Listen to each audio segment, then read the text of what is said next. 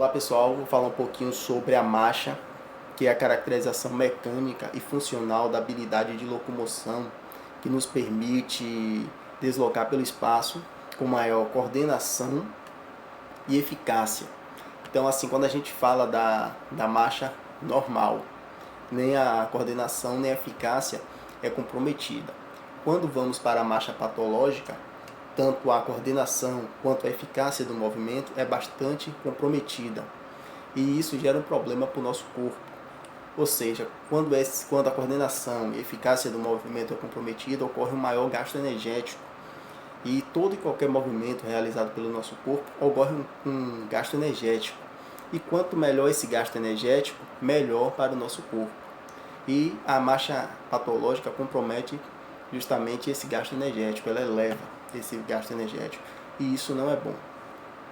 A marcha em si ela é dividida em duas fases primordiais, que é o apoio e o balanço.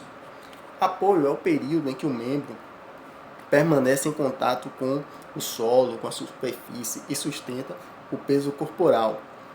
Essa fase corresponde a 60% desse ciclo. A fase de apoio também é subdividida em 5 fases, que a fase 1 é onde ocorre o toque do calcanhar, que é a fase inicial, ocorre o primeiro toque do calcanhar com a superfície. Na fase 2 é a fase de apoio completo do pé, ou seja, quando o pé está totalmente ligado ao solo, à superfície. Na fase 3, fase de apoio médio, é quando já vai ocorrendo um deslocamento da tíbia, um deslocamento anterior da tíbia. E a fase 4 é a elevação do calcanhar, é uma fase de apoio terminal. E a fase 5 é a propulsão, é como se fosse um impulso que as pontas do dedo dá no processo de apoio, para finalizar o processo de apoio e partir para a fase de balanço. Que a fase de balanço é justamente o período em que o membro permanece no ar e corresponde ali a mais ou menos 40% do ciclo da marcha. A fase de balanço também ela é subdividida em três subfases, que é a primeira fase, a fase de balanço inicial, ou seja, uma aceleração do membro, e a segunda fase é uma fase de balanço médio, e a terceira fase já é a fase de desaceleração, é quando ali o tornozelo já se encontra em 90 graus, já se preparando para ter o primeiro contato com o solo, com a superfície.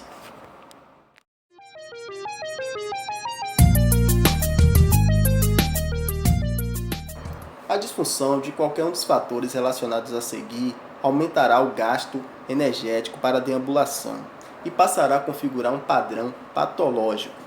Marcha patológica pode ser causada por algumas doenças, como poliomielite, miopatias, neuropatias periféricas, podem acometer a marcha, além dos problemas ocorridos no encéfalo, na medula e nos músculos ou nos nervos.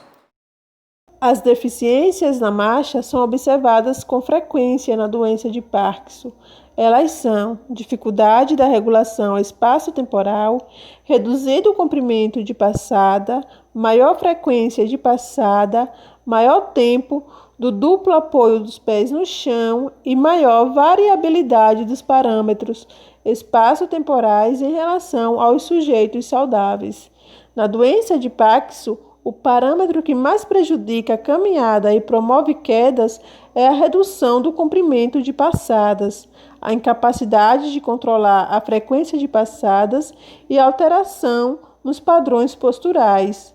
Os fatores neurofuncionais que alteram a dinâmica da locomoção são a diminuição e a lentidão de movimentos, ou seja, bradicinésia, a dificuldade de iniciar esses movimentos por causa do freeze, que é o congelamento, ou seja, uma sensação de estar colado ao solo, e a cinésia, que é a falta ou ausência de movimento.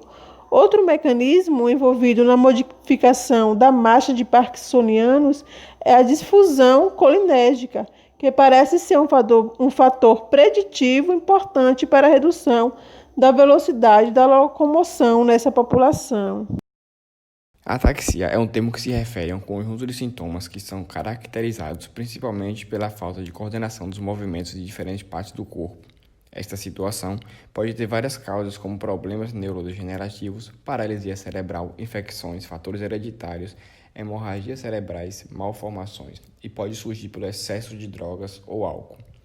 Geralmente, a pessoa com ataxia apresenta dificuldades na realização das atividades do dia a dia, como pegar objeto, ficar em pé, abotoar roupas, podendo ter dificuldade na deglutição, escrever e ficar com a fala arrastada. No entanto, a gravidade dos sintomas depende do tipo da ataxia e das causas associadas. A ataxia pode surgir em qualquer pessoa sem causa definida. No entanto, na maioria dos casos aparecem fatores genéticos, ou seja, se manifesta devido a genes defeituosos, transmitidos de pai para filho, podendo ser pior de uma geração para outra. Existem alguns tipos de ataxias que são provocados por determinadas condições, como cirurgia cerebral, tumor ou lesão na cabeça, uso excessivo de drogas ou álcool, exposição a substâncias tóxicas, infecções graves, acidente vascular cerebral e outros problemas neurodegenerativos, como paralisia cerebral ou esclerose múltipla, que é uma doença autoimune. Na marcha coreiforme, o paciente se movimenta de forma desordenada também, como se fosse um dançarino, movimenta os membros superiores e inferiores, porém fora do compasso.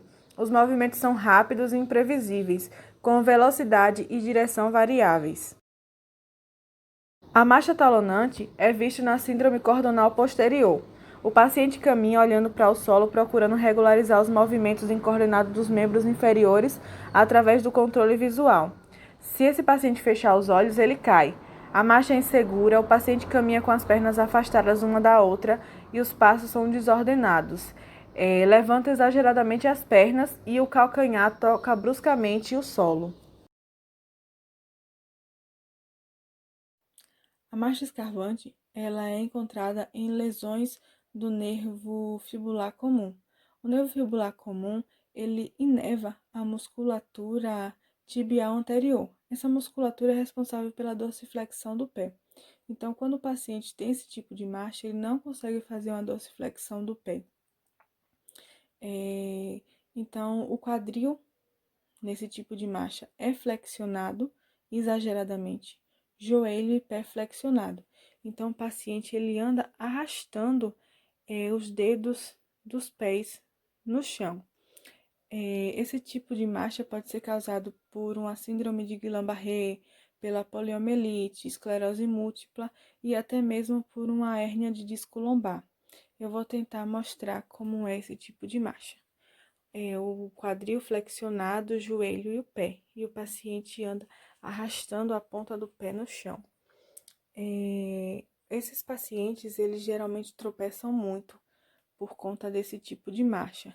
Então, para não ocorrer isso, eles acabam levantando exageradamente o membro inferior.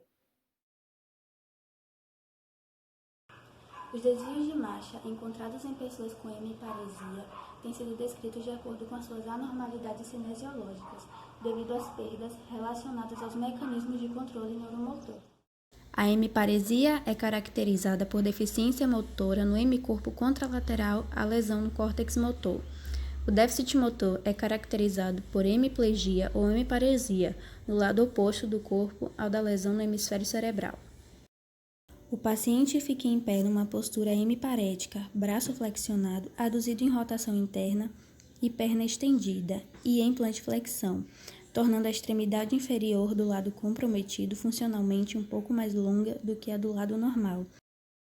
Ao caminhar, o paciente mantém o braço firmemente de lado, rígido e flexionado. Ele o estende com dificuldade e não oscila de maneira normal. Mantém a perna rigidamente em extensão e a flexiona com dificuldade.